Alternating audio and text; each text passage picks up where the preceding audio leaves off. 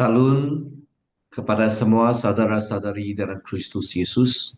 Hari ini kita mau belajar bagaimana Matius 18 ayat 5 sampai 9 ajar kita apa sebar akan menyebarkan tersandung, yaitu menjadikan sebagai brok untuk menjadikan orang tidak begitu percaya Kristus atau menjadi satu penghalang untuk orang tidak ikut Yesus Kudus betul-betul. Mari kita datang berdoa bersama. Tuhan Bapa di surga, kami puji, tu syukur atas kebesaran, kesetiaan dan kasih Tuhan. Kami datang kepadamu, kami imbang balis, kami menrenung, kami membaca akan firman Tuhan, di mana ada banyak orang menjadi pembantu, menjadi saksi Kristus yang berkesan. Tetapi juga ada orang yang menyebabkan orang jatuh dalam iman. Tuhan Bapa di surga, kami bantulah kami supaya kami boleh menjadi pembantu, bukan menjadi satu penghalang. Bantulah kami memahami firman-Mu, sentuhlah hati kami, supaya hati kami dapat dirembukan untuk menurut kepada firman-Mu. Ampun dosa kami, dalam nama Yesus Kristus kami doa bersama. Amin. Saudara-saudari, marilah kita untuk menerokai firman ini dengan memulakan dengan membaca Alkitab. Dalam bab 18 Matius, Injil Matius, bab ayat 5 sampai 9 berfirman, dan sesiapa yang menyambut seorang anak seperti di dalam namaku menyambut aku. Jika sesiapa menyebarkan salah seorang daripada anak-anak kecil ini, mereka percaya kepadaku tersandung. Lebih baik baginya jika batu kisar pasar digantung pada lehernya dan dia tertenggelam ke dalam laut yang dalam. Celakalah ke dunia kerana perkara-perkara yang menyebarkan orang tersandung. Perkara-perkara seperti itu mesti akan berlaku, tetapi celakalah orang yang menyebabkan ini. Ya. Jika tanganmu dan kakimu menyebabkan engkau tersandung, potong dan buangkan. Lebih baik bagimu memasuki kehidupan dalam keadaan kutung atau tempang daripada mempunyai dua tangan atau dua kaki dan dicampakkan ke dalam api yang kekal. Dan jika matamu menyebarkan engkau tersandung, cukur dan buangkannya. Lebih baik bagimu memasuki kehidupan dengan satu mata daripada mempunyai dua mata dan dicampakkan ke dalam api neraka. Saudara-saudari, apa maksud dalam firman ini? Mari kita belajar dengan memulai mengetahui tentang latar belakang dan teks ini yang dipanggil di sebalik teks. Kata-kata ini mewakili orang yang berstatus rendah atau bahasa Greek kata Paitio Tongto. Seorang kanak-kanak seperti mewakili Kristus sendiri atau orang-orang kecil itu atau bahasa Greek itu dibaca Tong Mikron Tong Tong, mewakili kumpulan yang percaya kepadaku. Biasanya jelas dengan lebih ketara. Dalam ayat 4 sampai 6, Yesus membuat perubahan dalam bahasa dari kanak-kanak ini, Pai Tio Tong Tong, kepada orang-orang kecil itu, Tong Mikron Tong Tong. Dia secara beransur-ansur beralih dari seorang kanak-kanak tertentu yang mewakili berstatus rendah kepada seorang kanak-kanak seperti ini yang mewakili Kristus sendiri, kepada orang-orang kecil yang mewakili sekumpulan orang yang percaya kepadaku. Kini Yesus menggunakan imej seorang kanak-kanak kecil sebagai metafola kepada mereka tergantung dalam komuniti Yesus. Pengikut Yesus adalah seperti anak-anak kecil, anak-anak papa sukawi, dan 12 lasu harus menjaga dengan baik. Para pembimbing umat kudus Allah dipanggil bukan saja untuk berlaku status sebagai hamba, tapi juga untuk membeli orang yang berstatus rendah penghormatan yang sama seperti yang mereka berikan kepada Yesus dan melayani mereka seperti mereka melayani Kristus. Lebih-lebih lagi, mereka tidak boleh membeli sebarang alasan untuk percaya kehilangan iman mereka. Maka kita boleh ulmuskan melayani seperti Kristus, memberi penghormatan yang sama kepada kanak-kanak, menjaga dengan baik pengikut seperti kanak-kanak juga. merangkul status hamba panggilan pembimbing. Di sini kata apa? Dia kata para pemimpin umat kudus Allah dipanggil bukan saja untuk melangkung status sebab hamba macam sangatlah handal, tetapi juga untuk membeli orang yang berstatus rendah penghormatan sama seperti mereka kepada Yesus Kudus sendiri dan melayani mereka seperti mereka melayani Kristus. Saudara-saudari, dalam teks sesiapa yang menyambut seseorang kanak-kanak seperti di dalam namaku yaitu Yesus menyambut aku. Dia 12 rasul harus menunjukkan kerendah hati mereka dan menyambut seorang kanak-kanak seperti menyambut seseorang tindakan hospitality dan inclusivity.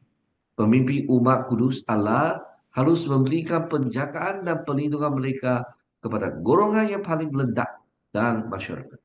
Tetapi ada lagi dengan penyambut kanak-kanak mereka memberikan hospitality kepada Yesus yang mengkaitkan dirinya dan golongan yang paling rendah. Jika sesiapa menyebabkan salah seorang daripada anak-anak kecil ini tersandung, telayang dan penyambatan diletakkan bersebelahan dengan menyebarkan tersandung. Frasa ini mencadangkan pelbagai kemungkinan. Pertama, yang boleh menggambarkan kekakalan dalam menyambut anak-anak kecil berdasarkan status sosial mereka yang rendah, ataupun pemimpin dan ahli komiti diberi amaran agar tidak memandang rendah mereka dan tidak menunjukkan sikap melayani. Kerayaan dan penyambatan diletakkan bersebelahan dengan menyebarkan tersandung. Frasa ini mencadangkan pelbagai kemungkinan yang perlu dipertimbangkan dalam konteks komuniti. Kedua, yang boleh menjadi tindakan yang boleh membawa orang lain kepada dosa atau mengambil kesalahan, yang mungkin menunjuk kepada penyalahgunaan seksual, terutama dalam konteks ayat 8 sampai 9. Keseriusan kesalahan ini digariskan oleh bahasa yang jelas tentang hukuman tenggelam dengan mengikut patut kisaran komuniti yang berat yang biasa dikendalikan oleh kedai. Oleh itu, bahasa menyebabkan tersandung boleh merujuk kepada sebarang tindakan yang menghalang orang-orang kecil daripada mengikut Yesus. Yesus memahami keadaan manusia dengan baik yang hampir mustahil dalam dunia yang telah jatuh di kosmos untuk mengelakkan perkara-perkara yang menyebarkan orang tersandung. Perkara-perkara sedemikian pasti akan datang, tetapi ini bukan alasan untuk tindakan yang tidak bertanggungjawab terhadap orang lain dan meletakkan batu sandungan di jalan mereka mengikut Kristus. Yesus menyatakan celakalah 2 kali kepada dunia secara umum dan kepada individu di dalamnya. Celakalah dunia kerana ia bukan saja mengandung batu sandungan tetapi juga terjejas olehnya. Yesus mengucapkan kecelakaan yang serupa kepada orang-orang Farisi atau Yudas Iskariot yang menunjukkan jenis batu sandungan yang dimasukkan. Hidup penuh dengan peluang untuk tersandung dan anggota komuniti haruslah sedar akan hal ini. Seseorang tidak boleh hanya menyalahkan dunia, masyarakat dan keadaan. Idea pembatasan diri menciptakan rasa tanggungjawab terhadap dosa sendiri yang mempengaruhi orang lain. Kecelakaan datang kepada dunia kepada orang-orang tertentu yang melalui kecelakaan itu datang. Yesus juga memberi contoh tangan sebagai penyebab seorang tersandung dan berdosa. Kaki juga diberikan sebagai contoh oleh Yesus sebagai penyebab seorang tersandung dan berdosa. Yesus menggunakan bahasa yang jelas untuk mengecukan untuk menarik perhatian pada seriusnya masalah ini. Bahasa yang digunakan adalah metafor. Dalam memahami wacana ini, kita perlu mempertimbangkan beberapa pilihan. Pertama, rujukan kepada tangan, kaki dan mata boleh difahami sebagai euphemism untuk aktiviti seksual. Matthew telah menggunakan bahasa yang serupa dalam Matthew 45 ayat 28-30, di mana mata kanan dan tangan kanan mungkin merujuk kepada langsangan nafsu seksual. Jadi selain ini, perjanjian lama sering menggunakan perkataan kaki atau betis, iaitu lalaing, sebagai menunjukkan kepada alat kelamin lelaki atau perempuan. Pihak ulangan juga dalam Isaiah dan Luk juga kita ini, perkara yang sama boleh dikatakan tentang perkataan tangan ing, di mana kaki baptis lain ataupun tangan ing ini ada dia punya rujukan dalam ayat firman dalam Perjanjian Lama. Jika demikian, Hanil, maka bahasa yang jelas dan kelas mengkutuk dalam petikan tersebut boleh ditafsirkan sebagai amalan serius terhadap salah laku seksual atau bahkan terhadap penderaan seksual kanak-kanak dalam komuniti. Tangan dan kaki sebagai alat dosa. Scandalizing the latter's one. Sering diwujudkan dalam konteks pelbagai dosa tangan dan kaki ini alat pengangkutan ke tempat di mana dosa dilakukan. Dan juga kita lihat niat berdosa tangan dan kaki boleh difahami sebagai cara melaksanakan niat berdosa secara umum. Jadi saudara-saudari, ini adalah penting untuk membantu kita bagaimana seseorang punya pemikiran boleh menjadi satu hasrat untuk membuat dosa. Jadi saudara-saudari, untuk mengelakkan diri dibuang ke dalam neraka, maka kita perlulah mengetahui alat yang bantu kamu dosa adalah untuk kamu mengikat diri sendiri daripada membuat dosa. Saudara-saudari, kita tahu tangan akan dosa, maka kita perlu mengelakkan bagaimana tangan mungkin boleh disekat untuk tidak berdosa. Saudara-saudari, mungkin ini boleh membayangkan bahawa prinsip-prinsip yang timbul daripada bentakan dosa-dosa nafsu kita, seksual yang boleh digunakan kepada bidang-bidang lain di laku manusia. Dan petikan ini boleh dilihat sebagai pengubahan komuniti yang menggambarkan perasingan seorang ahli tubuh Kristus yang menyebabkan kesalahan untuk melindungi seluruh komuniti memotong anggota badan dan mencukil mata adalah bahasa kiasan yang merujuk kepada pengeluaran seseorang daripada komuniti.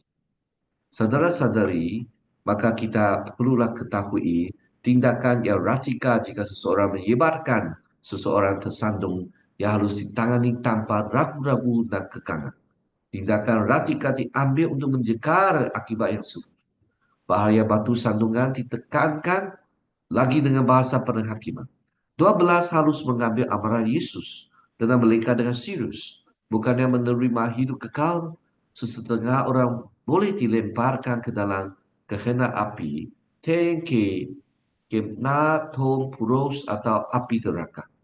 Gehnar adalah terjemahan Yunani bagi nama Adramia untuk lembaga Hindu. Saudara-saudari, kita lihat dalam ayat suci dan juga penerangan.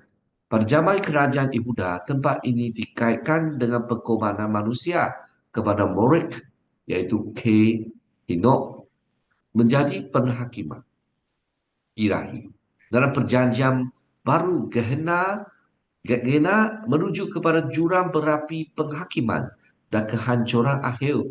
Jeremias adalah lebih baik untuk mentangani punca masalah sekarang daripada hukum di dunia akan datang. Maka para pemimpin harus melayani dengan penuh hormat. Sebagai rasul, 12 rasul ini adalah pemimpin jemaat kudus. Haruslah melayani orang lain yang kecil ini dengan semangat rasa hormat dan keramahan. Mereka juga harus menghindari atau mengelakkan atau menghabiskan apapun yang menyebabkan orang lain tersandung di jalan mengikut Yesus. Sulit untuk melewatkan konteks komunal daripada gang ini. Walaupun Eusebius mengatakan tindakan demikian dengan mita yang belum matang dan mudah, mungkin terdapat sebab-sebab lain yang memainkan peran. Dan apa jual keadaan, kecederaan diri sendiri bukanlah taksir yang sesuai bagi petikan ini.